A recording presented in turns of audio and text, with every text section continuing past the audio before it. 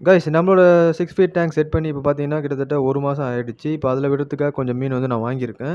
First வந்து பார்த்தீங்கன்னா, red tail Jain கோராமி இதோட பிரைஸ் வந்து பார்த்தீங்கன்னா, ₹1150 அடுத்து வந்து பார்த்தீங்கன்னா, ஆல்பினோ ஜெயின் கோராமி இது வந்து பார்த்தீங்கன்னா, பேரே ₹350 தான்.